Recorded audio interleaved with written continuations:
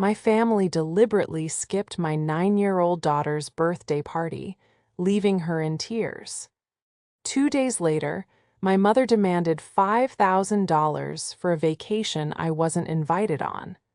They thought I was just a walking ATM to be abused.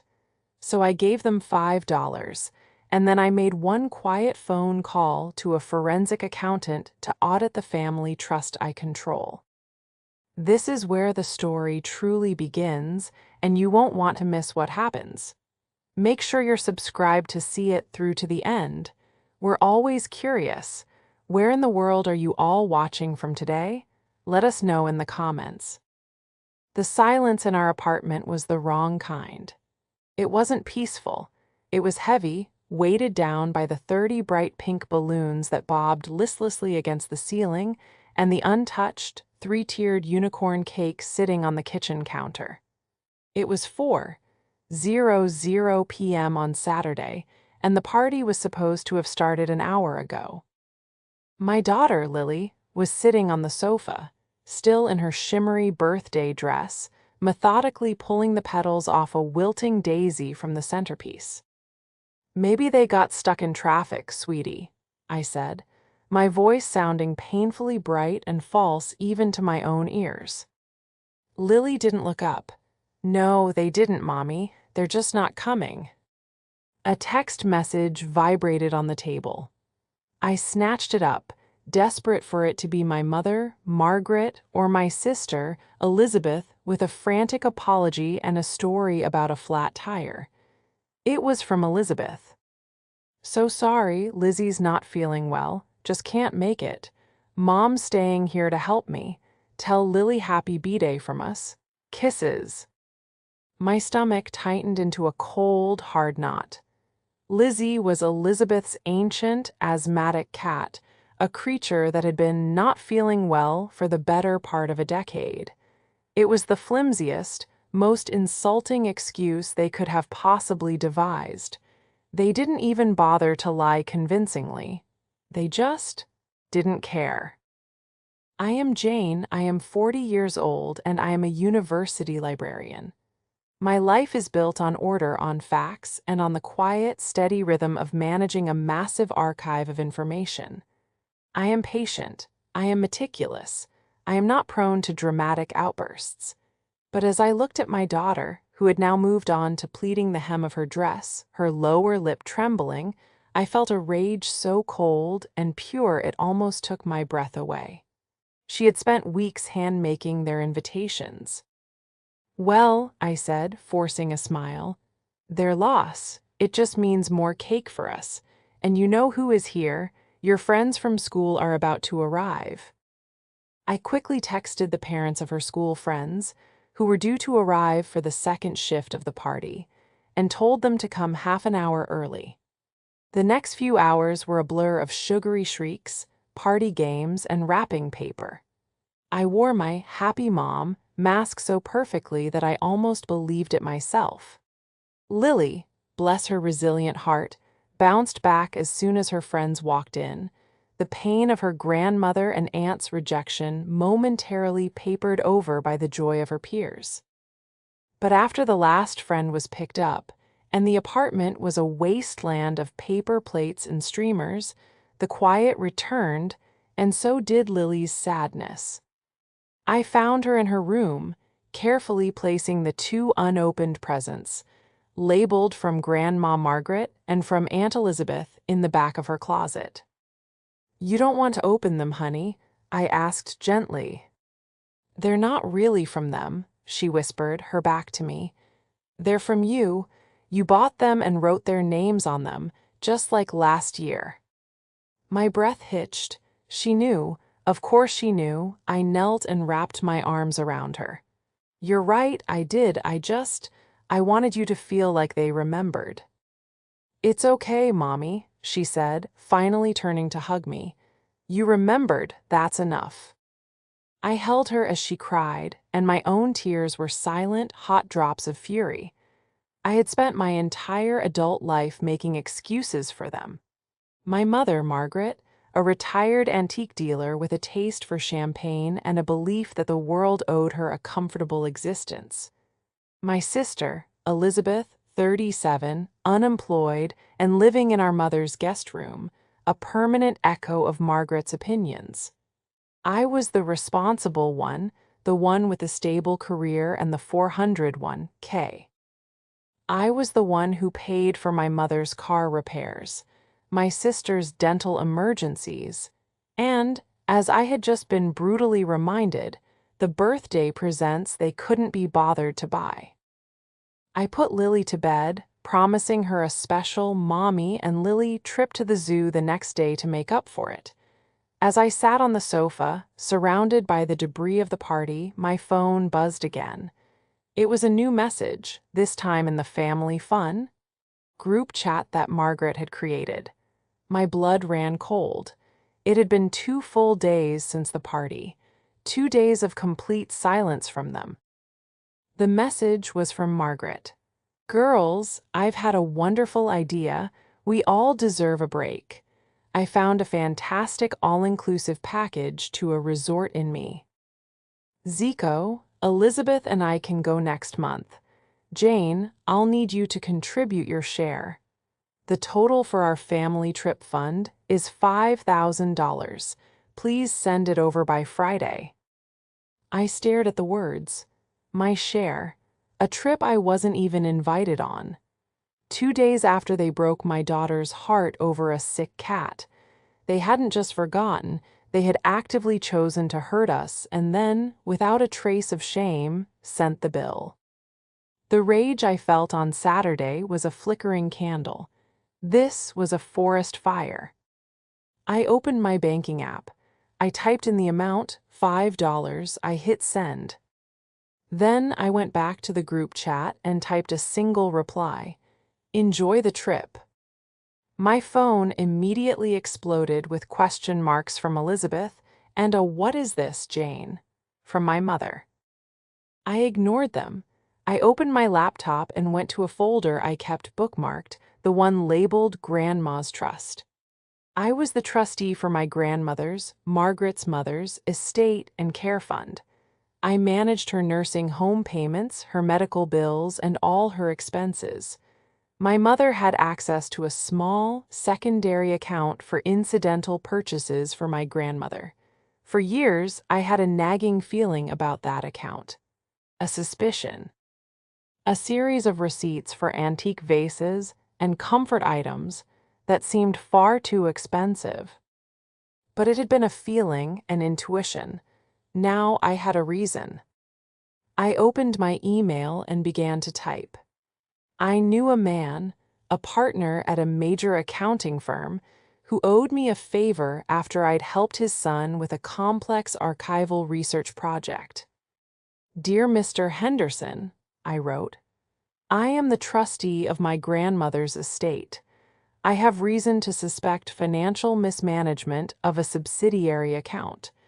I would like to hire your firm to conduct a full, independent forensic audit of the last 5 years of spending." I hit send. Then I turned off my phone, walked into my kitchen, and finally cut myself a very large slice of unicorn cake. The betrayal was complete, but my response was just beginning. The next morning, my phone was a minefield.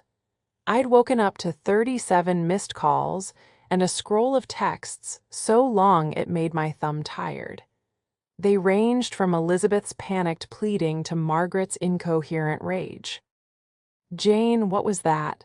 A joke? Mom is furious. You know she's on a fixed income. This is so disrespectful. After all I've done for you. You are a cold, selfish, ungrateful child, Jane. You will be hearing from me." The final one, sent at 3:15 a.m., was just, "I am your mother." I read them all with a strange, detached calm, like a scientist observing a particularly volatile chemical reaction. The person who, just 3 days ago, would have been wrecked with guilt, desperate to call and apologize and smooth things over, was gone. She had been replaced by a woman who had watched her daughter hide presents in the back of a closet. I made Lily pancakes, shaping them into unicorns and flowers, and we planned our zoo trip. We would see the red pandas, her favorite. We would get Dippin' Dots. We would not, under any circumstances, talk about or think about Grandma Margaret or Aunt Elizabeth. As I was washing the dishes, my phone rang again. This time, it was a number I didn't recognize, but the area code was my mother's. She was using a neighbor's phone. Of course she was. I dried my hands, took a deep breath, and answered. Hello. You think you're clever, don't you, Jane? Margaret's voice was sharp, acidic. You think sending $5 is funny. Hello, Mother. I'm surprised you have time to call. I assumed you'd be busy packing for your trip, I said, my voice as calm and neutral as if I were directing a student to the periodicals section. There was a sputtering sound on the other end. A trip, a trip.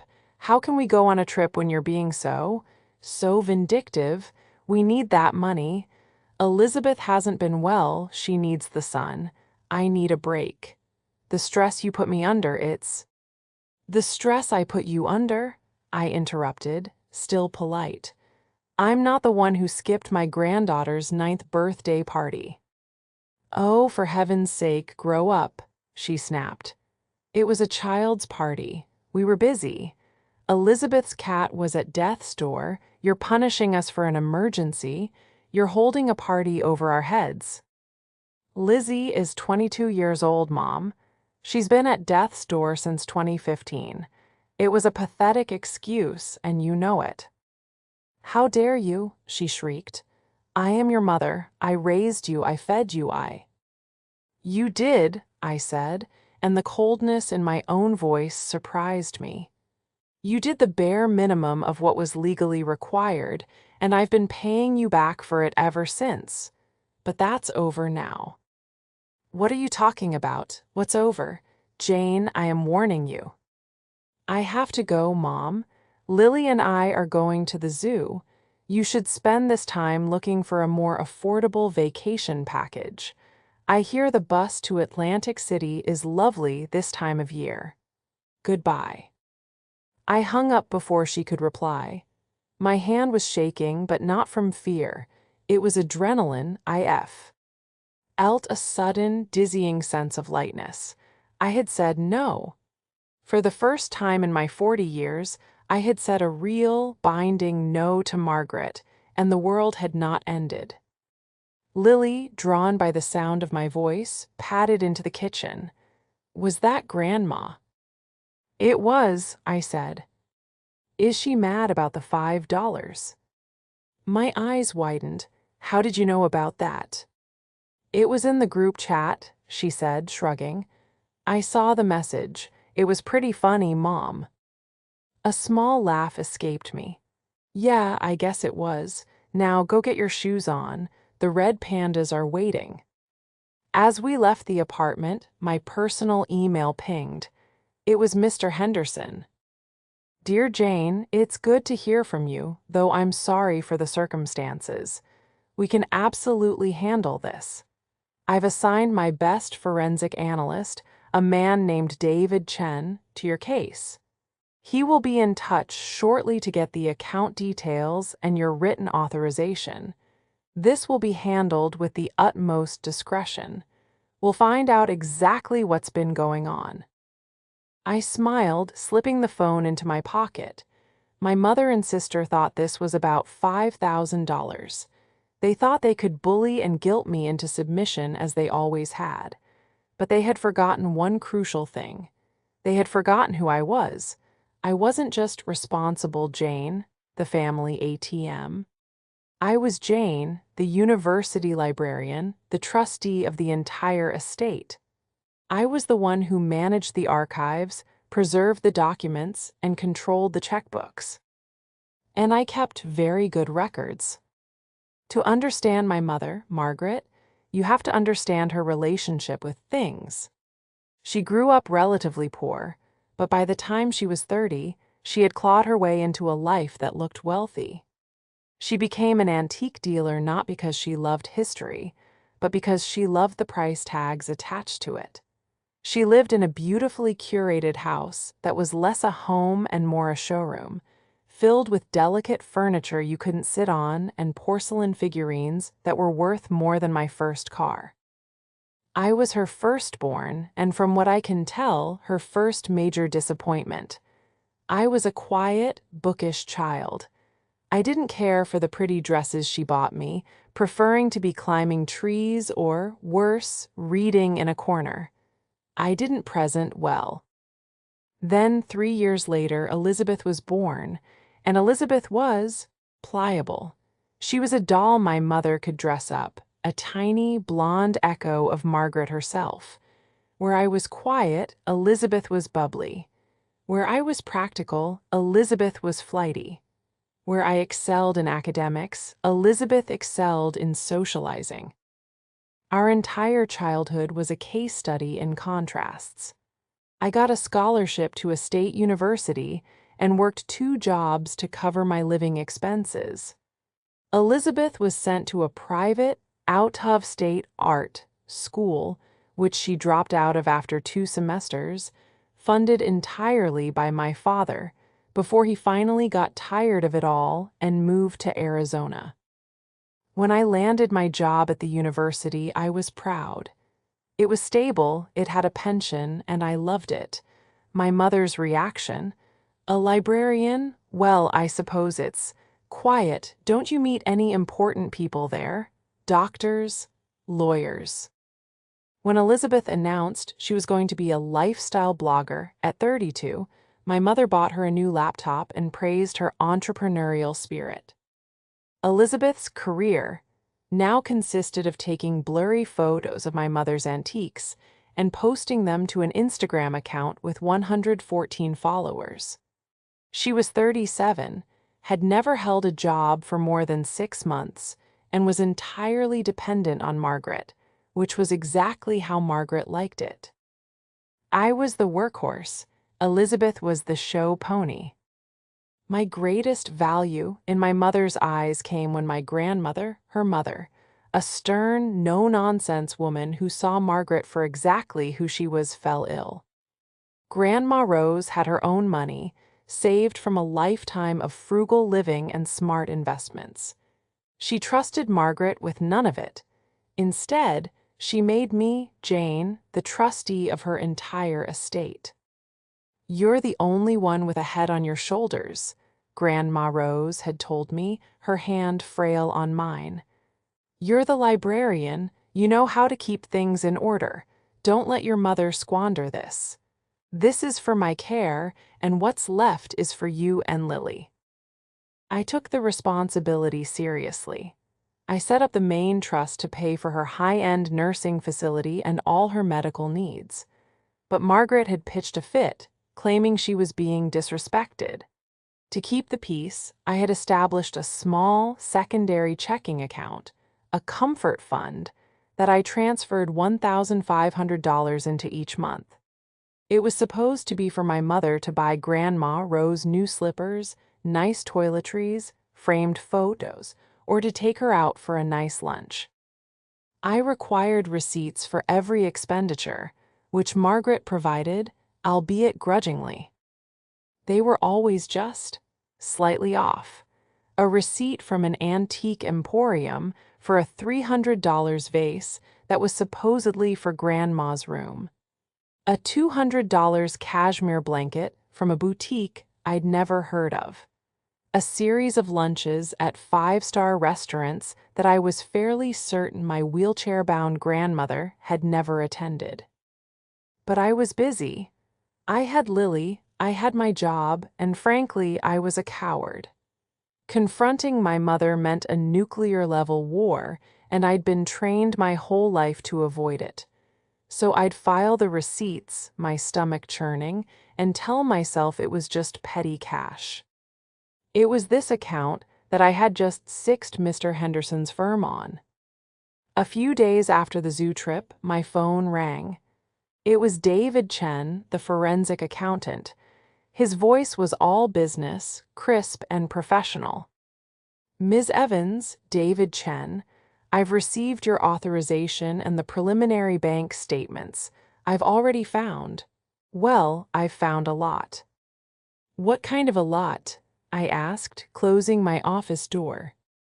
The antique emporium you mentioned, the one with the $300 vase, he said. It's not an emporium, it's a day spa. The receipt was doctored. I'm cross-referencing the charge code. The $200 cashmere blanket was from a high-end salon, and the lunches at those restaurants, all of them were on weekdays, and according to the nursing home's visitor logs, your mother wasn't there on any of those days. This isn't just questionable spending, Ms. Evans. This is a pattern of deliberate and very clumsy fraud. I sat down, my hand gripping the phone. So she's been stealing. That's the word for it, David said. I've only looked at the last 6 months. You authorized me for 5 years. This is going to be big. I'll need a few more days to get a hard total, but you should prepare yourself. He didn't need to tell me. I prepared myself. That night, Margaret and Elizabeth, oblivious, escalated their attack. They had recruited flying monkeys in the form of my clueless aunts who started texting me.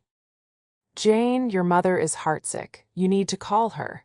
Family is family, honey. Don't be cruel over a little money. Then came the email from Elizabeth, dripping with performative victimhood. Subject, I can't believe you. Jane, I am just sick about this.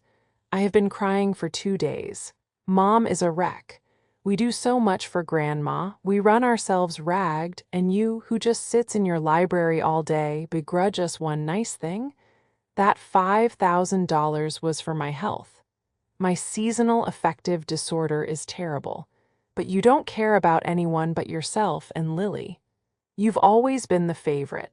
You've always had it easy. I laughed. It was a short, sharp, ugly sound. I've had it easy. I, who had been paying my own bills since I was 18, I, who was raising a daughter by myself. I typed a 1-sentence reply. You're right, Elizabeth. I have been selfish. I'm going to fix that immediately. I hit send, then I emailed David Chen. Full steam ahead, Mr. Chen. I want to know every single penny. My decision to audit the account wasn't just a clever trap. It was the only move I had. My mother and sister had spent a lifetime attacking me on the emotional front, a battlefield where I was hopelessly outmatched. They were masters of guilt, projection, and gaslighting, but I was a librarian. My territory was facts, data, and documentation. The audit was me, finally, choosing to fight on my home turf. For the next week, I lived a double life. By day, I was mommy, taking Lily to the park, helping her with a diorama of the Amazon rainforest, and reading Harry Potter to her before bed. We were in our own little bubble, and it was peaceful. The silence from my mother and sister, who were clearly in a state of shock over my $5 reply and subsequent lack of communication, was a gift. But by night, I was a different person. After Lily was asleep, I'd pour a glass of wine, open my laptop, and transform into a detective. David Chen was my partner. He was methodical, fast, and utterly ruthless in his pursuit of data. Ms. Evans, Jane, he said during one of our late-night calls, this is some of the most blatant embezzlement I've ever seen. Your mother wasn't just skimming. She was draining the account. She was using it as her personal slush fund. He sent me a password-protected file. I opened it, and my breath caught. It was a color-coded spreadsheet that detailed 5 years of theft. It wasn't just the doctored spa and salon receipts. It was everything. $450 for Grandma's new reading glasses, which cross-referenced to a pair of designer sunglasses from a luxury boutique. $1,200 for a special orthopedic mattress, which was actually a weekend stay at a wine country resort. For two, $800 for emergency dental work, which, when David pulled the bank's transaction data, was a deposit at a high-end clothing consignment shop, where Elizabeth sold her blogger hand-me-downs. They were in it together. My mother would steal the money, and my sister would help her spend it. But the worst, the one that made me physically ill, was a series of cash withdrawals. Every month for 5 years, $300 was withdrawn. The memo line on the transfer was always the same: Grandma's personal cash. "Jane," David said softly over the phone, "I checked with the nursing facility. Your grandmother is not allowed to keep cash in her room per their policy. She's on a strict no-cash system where all incidentals are billed directly to the trust, which you pay." "So where did that $300 a month go?" I whispered, though I already knew. "It went right into your mother's pocket," he said. "Every month, for 60 months. That's $18,000 in cash alone. The grand total, combining the fraudulent purchases, the fake medical expenses, and the cash withdrawals. As of today, we are at $63,241.5. I felt the blood drain from my face. Over $60,000. Money that was supposed to be for my grandmother's care. Money that, per the trust, was supposed to go to me and Lily when Grandma Rose passed. My mother had been systematically stealing from her own mother, her own daughter, and her own granddaughter. And she had the audacity to demand $5,000 for a vacation. "David," I said, my voice shaking, "I need you to prepare a final report. A full, comprehensive, bound report with copies of every falsified receipt, every bank statement, and every corresponding log from the nursing home. Can you do that?" "It's already on its way to the printer," he said. "What are you going to do?" "I'm a librarian," I said, a grim sense of purpose settling over me. "I'm going to present my research." My phone buzzed. It was a new text from Elizabeth. Her week of silence was over. "Jane, I don't know what's going on with you, but Mom is really depressed. She's not getting out of bed. She says you've abandoned her. This is tearing our family apart. Can't you just apologize so we can move on?" I looked at the text. I looked at the 63,241.5 on my screen. Apologize, move on.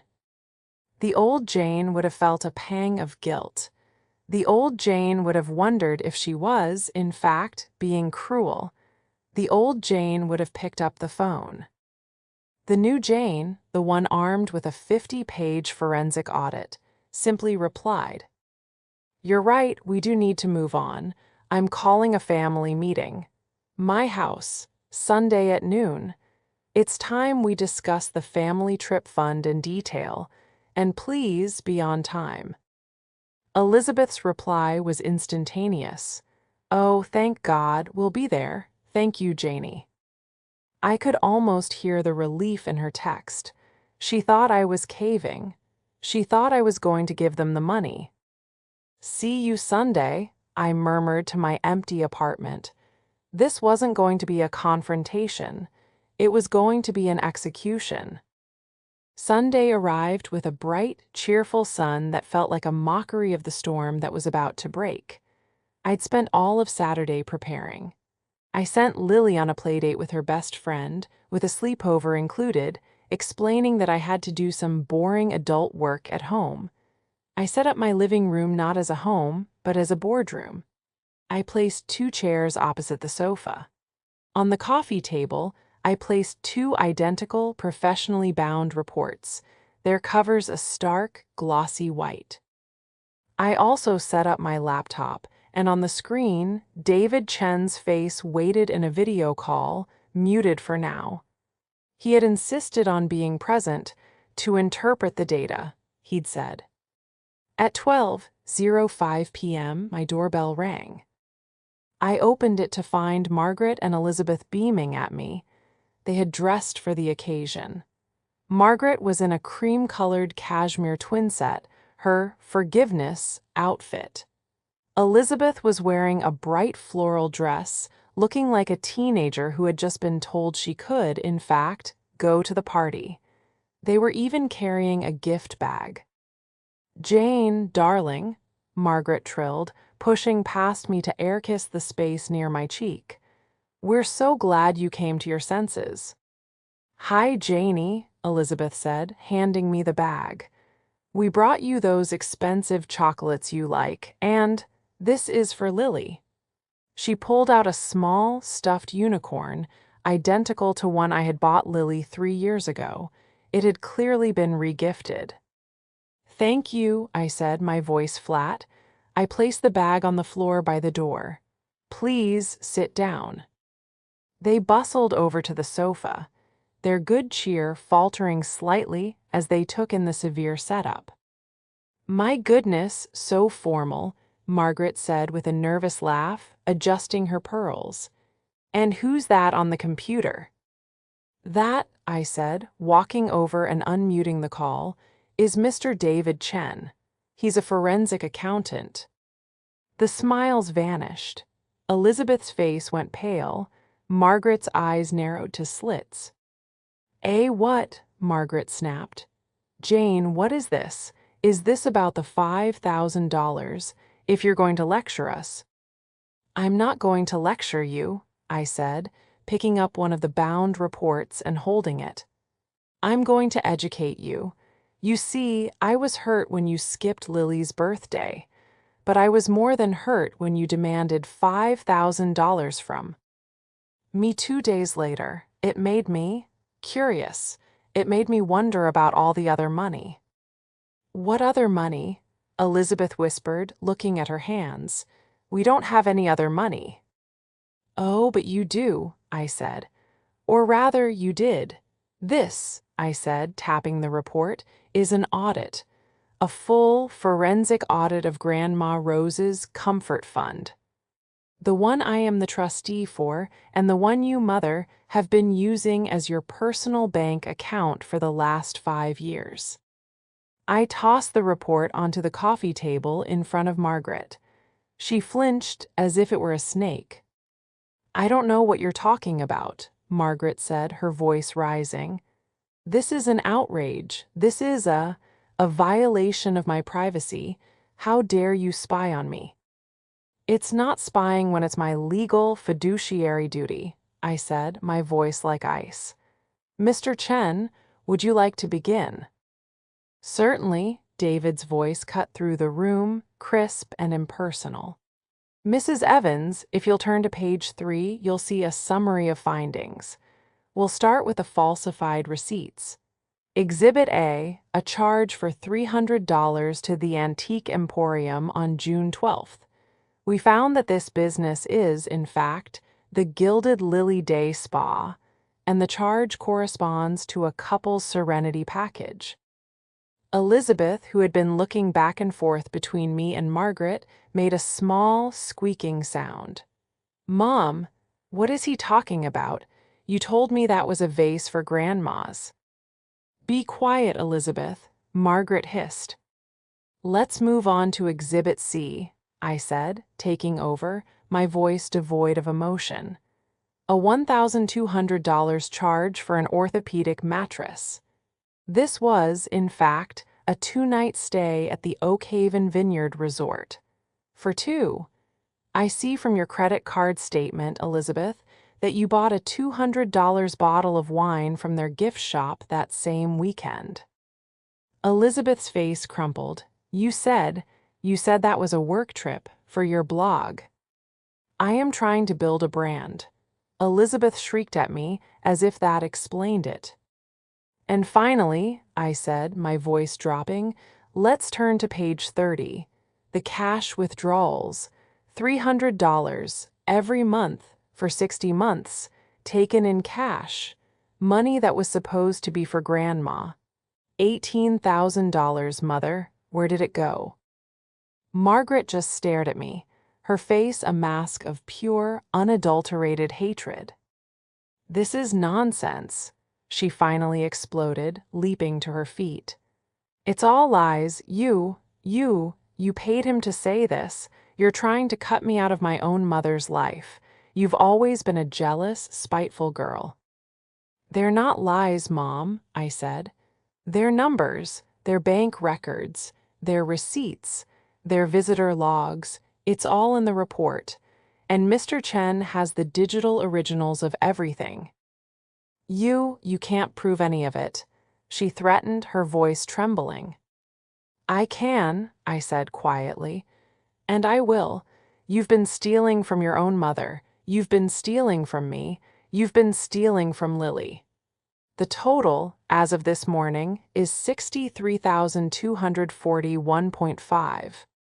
Elizabeth let out a sound, a half sob, half gasp, and buried her face in her hands. 63,000? Oh my God, Mom. Oh my God. Shut up, Elizabeth, Margaret screamed. She's lying, she's a liar. I'm not, I said. And now we're going to discuss repayment. Margaret's head snapped up. Her eyes were wild. Repayment? You'll get nothing from me. Nothing. You do this, you file this. This. Report. And you're dead to me. You're out of the family. Do you hear me, Jane? You will be alone.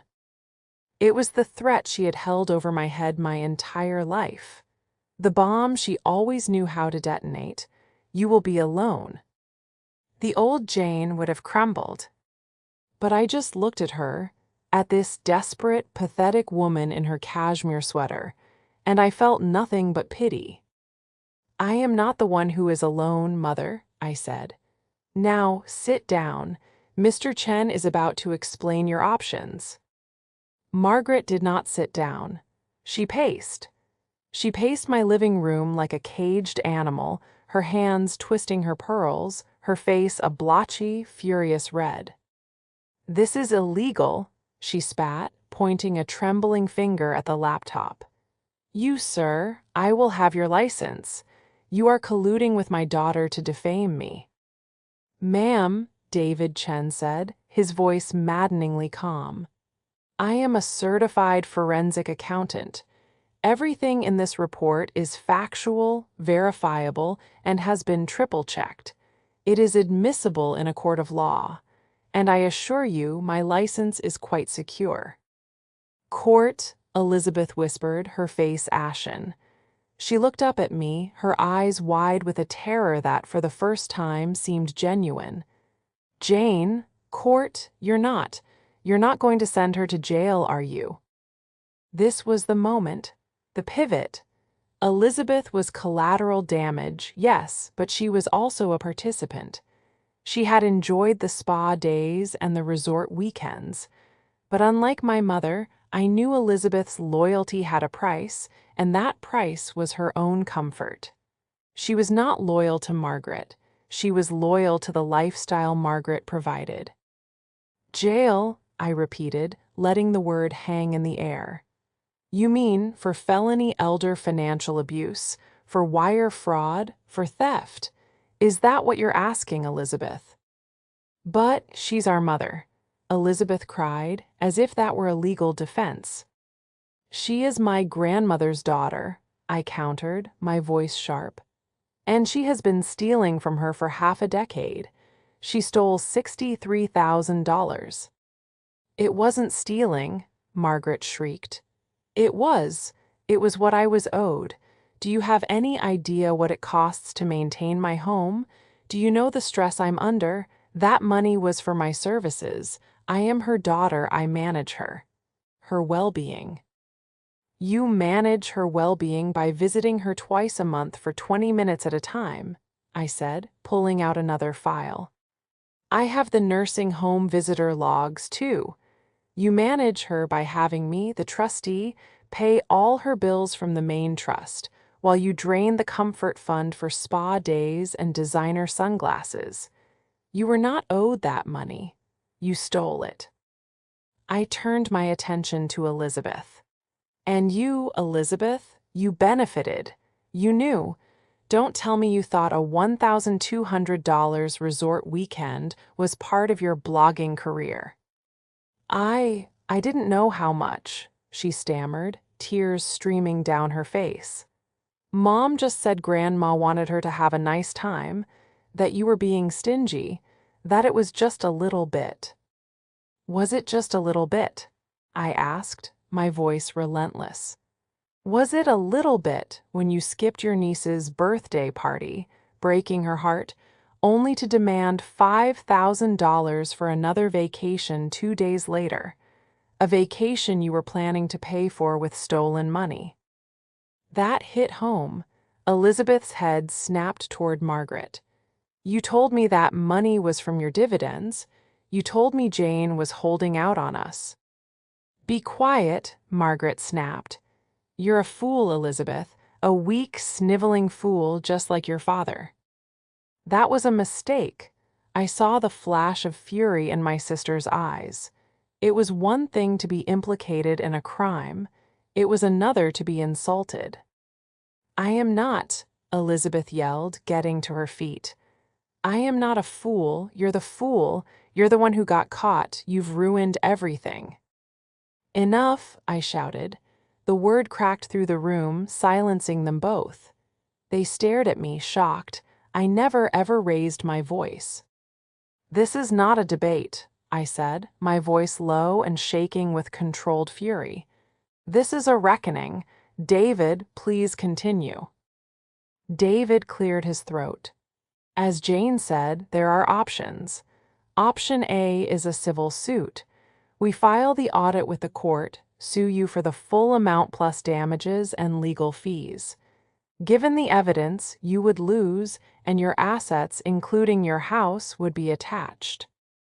Margaret looked like she was going to faint. Option B, I said, is a C. Criminal 1. I take this 50-page report to the district attorney and file a police report for elder financial abuse. They will open an investigation, they will freeze your accounts, and you, mother, will very likely go to prison. Your mother is 90. The judge will not be sympathetic. You wouldn't, Margaret whispered, finally collapsing onto the sofa. You're my daughter. You wouldn't do that. You skipped my daughter's birthday, I said. You'd be amazed at what I would do. But I am offering you an option C, a way to avoid court entirely. I walked to my desk and picked up a third document, placing it on the table in front of her. This is a legally binding repayment agreement drawn up by my lawyer.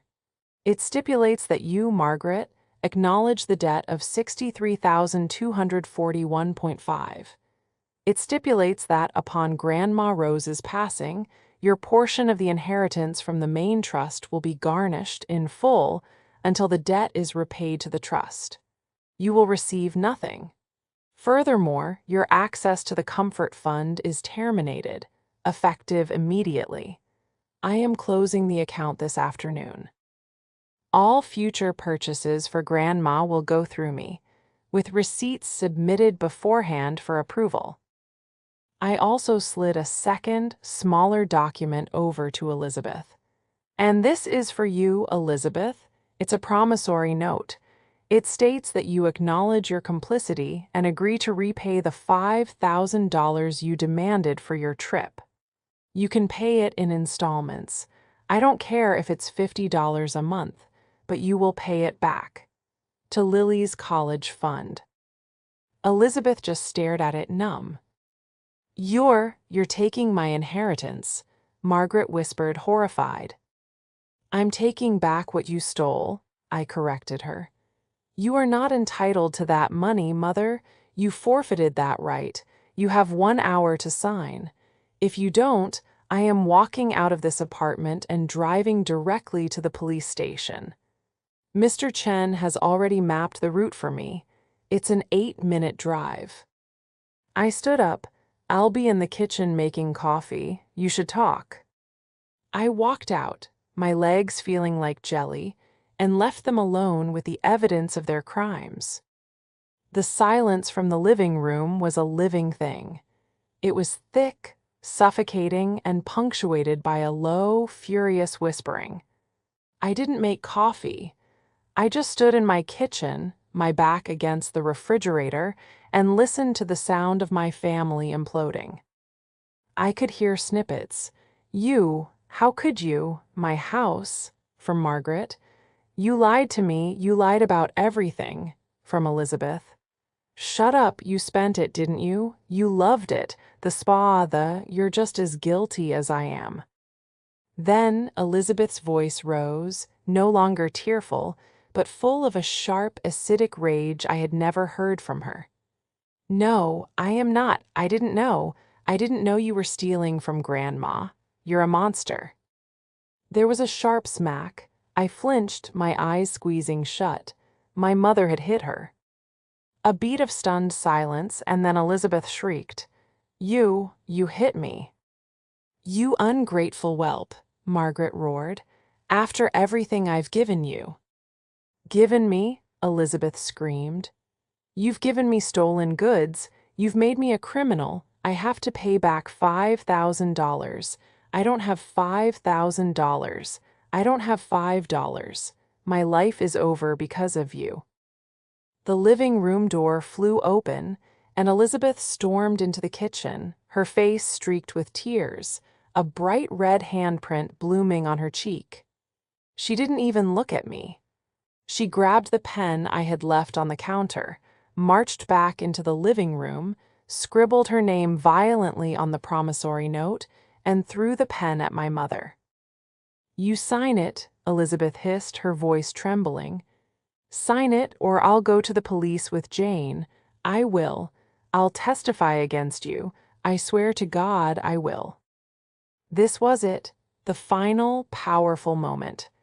My mother's greatest weapon, my sister's devotion, had just turned on her. Margaret was truly, finally alone, cornered not just by me, but by the one person she had successfully manipulated her entire life. I walked back into the living room. Margaret was sitting on the sofa, utterly defeated. The fight had gone out of her. She looked, for the first time in her life, like a small, old, and very frightened woman.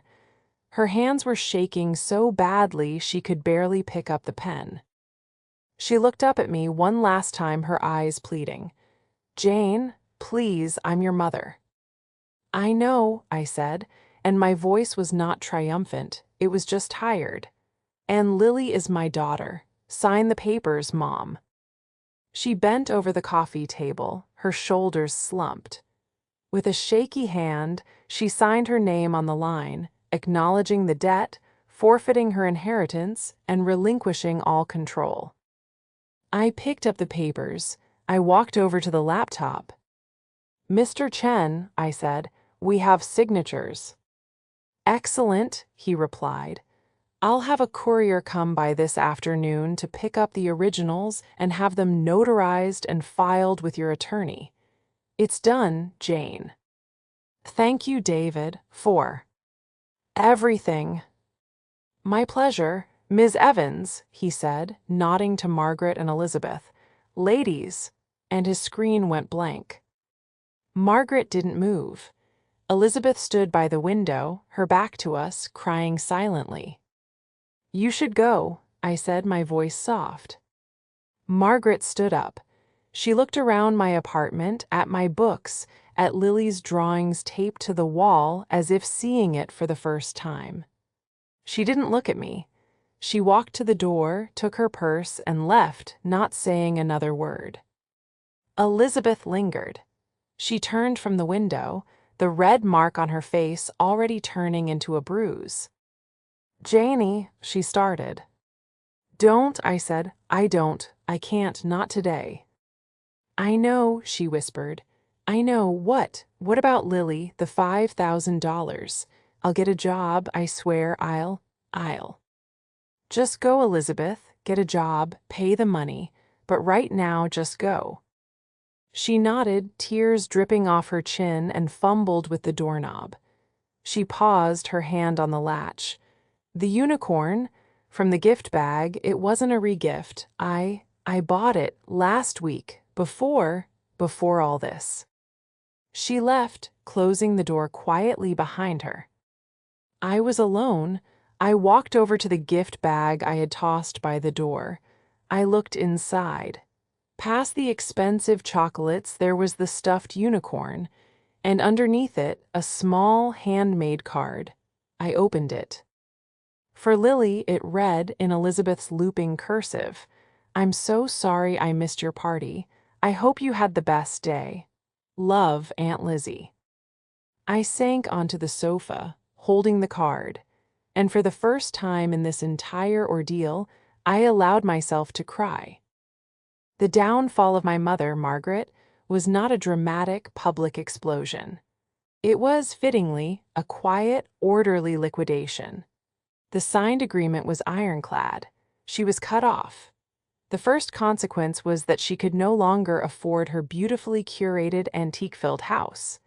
Within 3 months, a "for sale" sign was on the lawn. She sold her home and most of her precious things and moved into a small, nondescript rental condo an hour away. She did not call me to tell me this. I found out from my aunt. The second consequence was Elizabeth. Without my mother's stolen funds to support her lifestyle, she was forced to get a job. She started as a cashier at a home goods store. It was, by all accounts, a shock to her system. 2 weeks after the confrontation, a small envelope appeared in my mailbox. Inside was a check for $50 made out to Lily's college fund and a one-word note, "Starting." She sent a check every single month after that. Sometimes it was $50, sometimes $75. It was a clear, tangible effort. Reconciliation, however, was a different matter. It began not with words, but with an action. About a month after the audit, Elizabeth called me. Her voice was small. "Hi, I was just wondering, is Lily free on Saturday? I have a paycheck. I'd like to take her to the zoo, to see the red pandas." I was silent for a long moment. "I'll ask her," I said. I told Lily that Aunt Elizabeth had apologized and wanted to take her to the zoo, just the two of them. My daughter, who has a heart far more generous than mine, simply said, "Does she feel bad?" "I think she does," I said. "Okay then, I want to go." I watched from my apartment window as Elizabeth picked her up. I watched her get out of her beat-up old car and open the door for Lily, and I saw her, for the first time, treat Lily not as an accessory, but as a person. She didn't just apologize to me. She spent the next year apologizing to my daughter. She showed up. She took her for ice cream. She helped her with a science project. She was, slowly and painfully, building a bridge. As for me and my mother, there is no bridge. She has not spoken to me since that day. When Grandma Rose passed away peacefully in her sleep 6 months later, my mother attended the funeral, sat in the front row, and wept theatrically. She did not speak to me or Elizabeth. After the service, my lawyer handled the estate. Her portion was transferred directly to the trust to repay her debt, just as the agreement stated. She received a check for the remaining $1,400. That was it. The rest of it, the money she had stolen, and the money that was rightfully mine and Lily's, I put into a separate fund. 1 year after that horrible, fake birthday party, I took Lily to the airport. "Where are we going, Mommy?" she asked, bouncing on her toes. "Well," I said, pulling out 2 tickets. "I was thinking we deserved a family trip. But I was thinking, Mexico is nice, but I'd rather see the place where Harry Potter was filmed." Her gasp was all the thanks I needed. We spent 2 weeks in England. We rode the Hogwarts Express, We saw the castles, and we ate fish and chips by the ocean. It was paid for by the money that my mother had tried to steal, money I had quietly and methodically recovered. We were sitting in a cafe in London, Lily happily drawing in her sketchbook, and my phone buzzed. It was a picture message fro. M. Elizabeth. It was a selfie of her in a blue work vest, smiling in front of a display of towels. Under it, a caption, "Just got promoted to assistant manager. Sending the check next week. Love you guys." I smiled and texted back, "Congratulations. We're proud of you." I looked at my daughter, truly happy, and I felt a sense of peace I hadn't realized I was missing. I had been the family's pillar, and I had almost let them crush me. But I had learned that a pillar can also be a boundary. I had drawn a line, not in anger, but in ink. It was a line that said, "No further." And on this side of the line, life was, for the first time, quiet, and it was good.